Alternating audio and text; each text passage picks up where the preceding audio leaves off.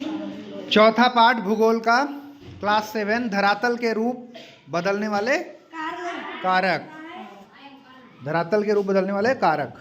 बाह्य कारकों पे चर्चा। आंतरिक कारकों पे कल हो गई थी, आज बाह्य पे। हम जानते हैं कि पृथ्वी के धरातल पर परिवर्तन लाने में दो प्रकार के बल कार्य करते हैं। एक बल धरातल के अंदर कार्य करता है जिसे आंतरिक बल इंटरनल फोर्स कहते हैं, तथा दूसरा बल धरती के ऊपरी भाग में कार्य करता है जिसे बाह्य एक्सटर्नल फोर्स कहते हैं। भूपटल पर इन्हीं दोनों शक्तियों के कारण परिवर्तन होता है। आंतरिक शक्तियां पर्वत, पठार आदि भू दृश्य उत्पन्न करती हैं, तो बाह्य शक्तियां जैसे प्रवाहित जल, नदियां, हिमानी पवन और समुद्र की लहरें पृथ्वी की धरातलीय संरचनाओं को काट छांट कर समतल बनाती रहती है। पृथ्वी की बाह्य शक्तियों द्वारा भूपटल के ऊपर तोड़ फोड़ अपक्षय की क्रिया की जाती है। तोड़ फोड़ के कारण अवसादों टुकड़ों के बाह्य शक्तियों द्वारा अपर्दन व परिवहन कर अन्यत्र से निक्षेपित कर दिया जाता है। अपक्षय, अपर्दन व निक्षेपण की इस संयुक्त क्रिया को ही अनाच्छादन या डिन्यूडेशन कहते हैं। ऊंचे भाग को अपक्षय और अपर्दन क्रिया द्वारा समतल मैदान में बदलने की क्रिया होती रहती है। अपक्षय और अपर्दन क्या है, आइए हम इसको समझते हैं। अपक्षय वेदरिंग क्या होता है? अपक्षय ऋतु और मौसम के प्रभाव द्वारा चट्टानें धीरे धीरे अपने ही स्थान पर छोटे छोटे टुकड़ों में टूटती फूटती रहती हैं। चट्टानों के अपने स्थान पर टूटने फूटने की क्रिया को अपक्षय कहते हैं। कौन सी क्रिया कहते हैं? अपक्षय। इसमें टूटे हुए टुकड़ों को एक स्थान से दूसरे स्थान पर नहीं ले जाया जाता है। अपक्षय के कार्य में ताप, वर्षा का जल, पाला, वनस्पति, जीव जंतु तथा मानव का हाथ रहता है। यह मुख्य रूप से 3 प्रकार का होता है, भौतिक, रासायनिक और जैविक। 3 रूप कौन कौन से? भौतिक, रासायनिक और जैविक। अब स्वयं सोचकर आप देख सकते हैं कि जलती हुई लालटेन के शीशे पानी की छींटे पड़ने पर क्यों चटक जाते हैं। पहाड़ी क्षेत्रों में शीत ऋतु में पानी के नल क्यों फट जाते हैं। भौतिक अपक्षय क्या होता है? फिजिकल वेदरिंग क्या होती है? चट्टानें दिन में सूर्य की गर्मी से गर्म होकर फैल जाती हैं और रात में तापमान कम होने के कारण सिकुड़ जाती है। मतलब तापमान अगर बढ़ेगा तो वो फैलेंगी और तापमान कम होगा तो सिकुड़ेंगी। ठीक है। इससे चट्टानें धीरे धीरे कमजोर पड़ने लगती और टूट जाती हैं, खुद से ही टूट जाती हैं। जैसे जलती लालटेन के शीशे पर पानी के छींटे पड़ने पर शीशा चटक जाता है। क्या जलती मोमबत्ती रहती है, अगर लाइट लालटेन के अंदर जल रही है, दिया जल रहा है तो वो धीरे धीरे गर्म हो जाती है, लेकिन छींटा मार दोगे तुरंत ठंडा पड़ गया तो गर्मी ठंडी। तापमान बढ़ा था, जब दिया जल रहा था तो तापमान बढ़ा था तो फैल रही थी, लेकिन एकदम से छींटा पड़ गया तो वहाँ सिकुड़ जाएगी, तो चुट्ट से बोल जाएगी, शीशा ही तो है, चुट्ट से चटक जाएगा। इससे चट्टानें छोटे छोटे कणों में टूटकर बिखरने लगती हैं। हवा भी अपने प्रभाव से चट्टानों को तोड़ फोड़ देती है। चट्टानों के इस प्रकार टूटने के भौतिक अपक्षय कहते हैं। रासायनिक अपक्षय किसे कहते हैं? अब रासायनिक देखते हैं। चट्टानों में अनेक प्रकार के खनिजों का सम्मिश्रण पाया जाता है। पानी के संपर्क से इन तत्वों में परिवर्तन होता रहता है। इस परिवर्तन से शैल चट्टान के बंधन ढीले पड़ जाते और रासायनिक प्रक्रिया से चट्टानें टूटने लगती।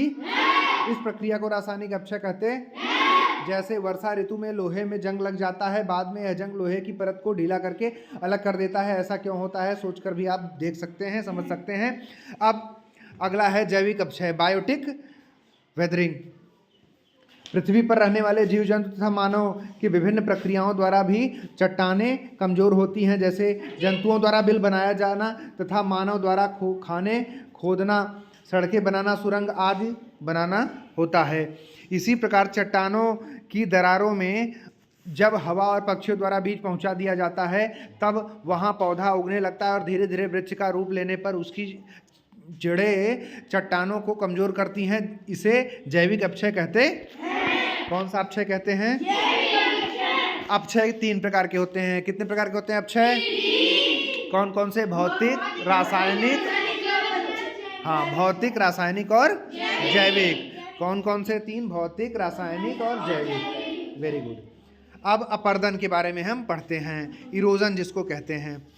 जब प्रवाहित जल, पवन, समुद्री लहरें, हिमानी आदि शक्तियां चट्टानों में तोड़फोड़ करती हैं तथा परिवहन द्वारा उन्हें दूसरी जगह ले जाती हैं तो इस क्रिया को अपर्दन कहते हैं।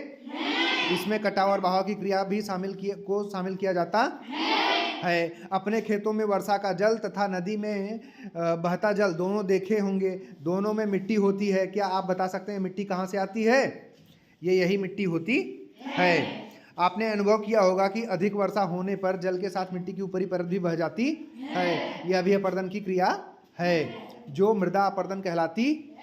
मृदा अपरदन जैसे बारिश हो गई तो बारिश से क्या होता है कि बड़ा साफ हो जाता है ना, तो ऊपर की लेयर उड़ जाती है, बह जाती है, उड़ नहीं जाती है। इसके द्वारा मिट्टी की उपजाऊ परत बह जाती है। इसके रोकथाम के उपायों पर हम मेड़बंदी कर देते हैं। उसके लिए अपरदन मानवीय क्रियाओं द्वारा भी होता है। मानवीय क्रियाओं द्वारा कैसे होता है ये समझते हैं। गांवों, कस्बों, नगरों का जैसे जैसे विकास होता है तो भवनों या सड़कों के निर्माण के लिए जमीन से वनस्पतियों को साफ कर दिया जाता है। फलस्वरूप वर्षा काल में बहते जल के साथ भूमि की ऊपरी सतह कटकर बह जाती है। बहते जल द्वारा की गई इस क्रिया को अपरदन कहते हैं। अपरदन एक प्रगतिशील क्रिया है। कैसी क्रिया है? प्रगतिशील क्रिया है, सॉरी। यह अपक्षय से भिन्न है। अपरदन के लिए अपक्षय आवश्यक नहीं है। दोनों क्रियाएं एक साथ अथवा अलग अलग हो सकती हैं। अपक्षय अपरदन में सहायक हो सकता है किंतु अपरदन का भाग नहीं है। निक्षेपण, डिपोजिशन क्या होता है?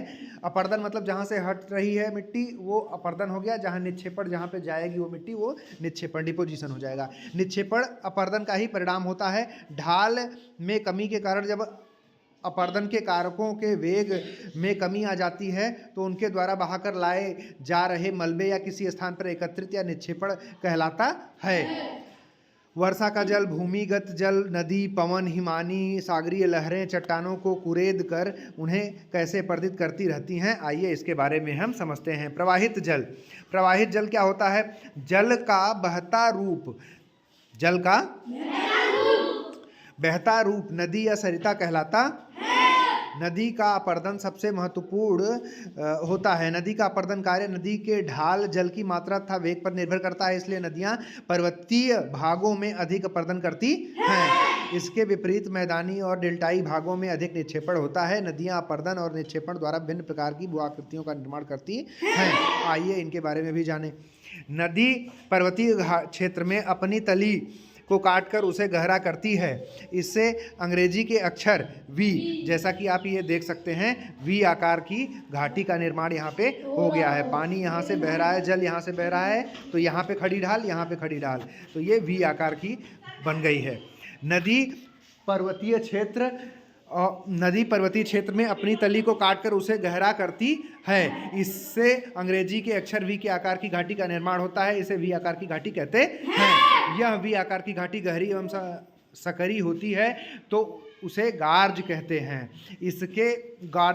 इसके किनारे खड़े ढाल वाले होते हैं। भारत में हिमालय पर्वत में सिंधु, सतलज तथा ब्रह्मपुत्र नदियों में गार्ज दर्शनीय है, जो देखने लायक मजेदार होते हैं। एक सेकंड में इनका, अच्छा, जलप्रपात। जब नदी के रास्तों में मुलायम चट्टानों की परतें मिलती हैं तो नदी का जल मुलायम चट्टानों को जल्दी काट डालता है। जब कठोर चट्टानें मिलती हैं तो नदी का जल उन चट्टानों को जल्दी नहीं काट पाता है। कटाव के इस अंतर के कारण नदी की तलहटी ऊंची नीची हो जाती है। जब नदी का जल ऊंचाई से खड़े ढाल के सहारे अधिक वेग से नीचे गिरता है तो इसे जलप्रपात कहते हैं। विश्व का सबसे ऊँचा जलप्रपात दक्षिणी अमेरिका के वेनेजुएला का एंजेल है। सबसे ऊँचा जलप्रपात दुनिया का कौन सा है? एंजेल। भारत के कुछ प्रमुख जलप्रपात शरावती नदी पर जोग जलप्रपात, कावेरी नदी पर शिवसमुद्रम नदी, नर्मदा नदी पर कपिलधारा एवं धुआंधार आदि हैं। अब जैसे सवाल पूछ सकता है कि एंजल कहाँ पे है, या विश्व का सबसे ऊंचा जलप्रपात कहाँ पे है? दक्षिण अमेरिका में है। दक्षिण अमेरिका के किस देश में है? वेनेजुएला में है। किस जगह पे है? नाम क्या है उसका? एंजल। भारत में पूछ लिया कपिलधारा कहाँ पे है, तो नर्मदा नदी पे है। और उसके बाद पूछ लिया धुआंधार कहाँ है, तो नर्मदा नदी पे।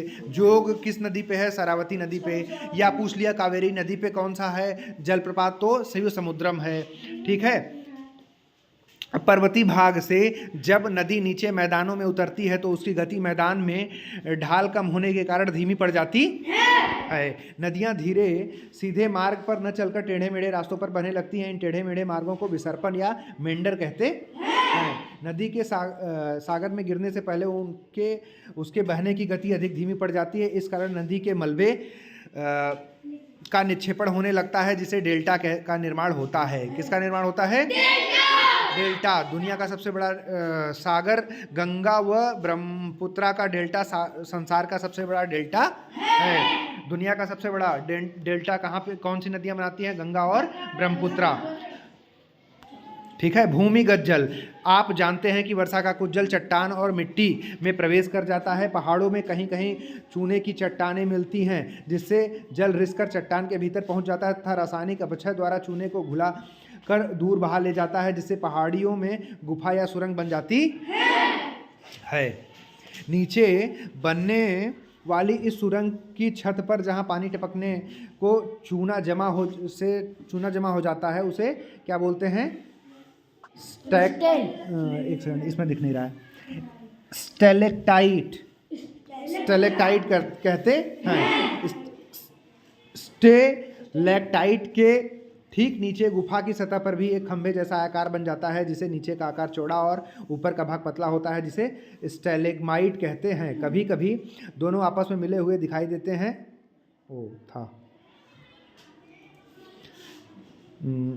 नीचे का आधा चौड़ा ऊपर पतला हो जाता है स्टेलेग्माइट। कभी कभी ये दोनों आपस में मिले हुए, जिन्हें हेलेक्टाइट कहते हैं। चूने की चट्टानों वाले क्षेत्र में ऐसी आकृतियां पाई जाती हैं जिन्हें कास्ट भी स्थल कहते हैं। हिमानी क्या होता है? ऊंचे पर्वतों पर जब कोई बड़ा हिमखंड ढाल पर खिसकता है तो उसे हिमानी कहते हैं, या हिमनद कहते हैं, ग्लेशियर कहते हैं।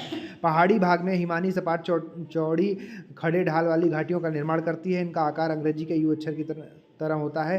पहले से बना वी आकार की घाटी को हिमानी यू आकार की घाटी में बदल देती है। इस ढाल खड़ी या तल चौड़ा होता है। जब हिमानी चट्टानों को घर्षित कर उसका चूड़ पर्वत के नीचे भागों में जमा कर देती है तो उन्हें हिमोड़ या मोराइन कहा जाता है। आपने गर्मियों के मौसम में आंधी और तूफान को आते देखा होगा। ये भी अपर्दन की क्रिया करते हैं। हवा एक स्थान से रेत उड़ाकर अपने साथ ले जाती है। जब यह चट्टानों से टकराती है तो धूल के कण चट्टानों पर टकराकर उन्हें कुरेदते हैं, जिससे अपर्दन की क्रिया होती है। मरुस्थलीय क्षेत्रों में इस प्रकार का अपर्दन अधिक होता है। नीचे दिए गए चित्र में आप देखकर जान समझ सकते हैं। बालुका स्तूप का निर्माण होता है अपने यहाँ। मरुस्थलीय प्रदेशों में जब पवन के मार्ग में कोई बाधा होती है तब पवन का वेग कम हो जाता है, जिससे ये सारी चीज़ें प्रक्रियाएं होती हैं। पवन के साथ उड़ने वाले पदार्थ धरातल पर गिरकर बालू के टीलों का निर्माण करते हैं। इन्हें बालुका स्तूप कहते हैं। कौन सा स्तूप कहते हैं? बालुका। छत्रक शिलाप क्या होता है? पवन द्वारा उड़ाए गए बालू के कणों द्वारा अपर्दन का कार्य धरातल से कुछ मीटर ऊंचाई तक अधिक होता है। इस प्रक्रिया में पवन नीचे भाग में घिस देती है, परंतु ऊपरी भाग छतरी के आकार का हो जाता है, जिसे छत्रक शिला कहते हैं। देख लो, छतरी के अनुसार हो गया छत्रक शिला। समुद्री लहरें किसको कहते हैं? आपने देखा होगा कि अपनी गांव के तालाबों से जब पशु स्नान करके बाहर निकलते हैं तो पानी की लहरें किनारे पर टकराती हैं और किनारों पर जमीन मिट्टी की सतह के साथ को अपने साथ बहाकर अंदर ले जाती हैं। इसी प्रकार समुद्र की लहरें भी समुद्र तटों पर टकराती हैं, तो तटों पर जमा मलबा भी अपने साथ बहाकर समुद्र में ले जाती हैं। कभी कभी इस पदार्थ को थोड़ी दूर पर जमा कर देती हैं। लहरों द्वारा कटाई से खड़े कगार क्या है? कटाव से खड़े कगार और जमाव से समुद्र तटों का निर्माण होता है। ऐसे तटों को पुलीन या बीच कहते हैं। क्या कहते हैं? बीच कहते हैं। भारत में मुंबई का जुहू बीच, चेन्नई का मरीना बीच आदि पुलीन के प्रमुख उदाहरण हैं। समुद्र की लहरों के तट पर, अब जैसे पूछ लिया जुहू बीच कहाँ पे है तो मुंबई में है, और पूछ लिया मरीना बीच कहाँ पे है तो चेन्नई में है। समुद्र की लहरों के तट पर बार बार टकराने से तट का निचला भाग कट जाता है, लेकिन तट का ऊपरी भाग खड़ा रह जाता है या समुद्र की ओर झुक जाता है। इसे क्या कहते हैं? क्लिफ कहते हैं, भृगु कहते हैं। भृगु या क्लिफ कहते हैं। अब गॉर्ज क्या होता है? पर्वतीय क्षेत्रों में गहरी सकरी घाटी को गॉर्ज कहते हैं। और विसर्पण किसे कहते हैं? जहाँ बहती नदी मोड़ बनाती है उसे विसर्पण या मेंढर कहते हैं। अब इसका एग्जाम्पल देकर चैप्टर खत्म हो गया। चलिए आपको समझाते हैं फिर। Thank you.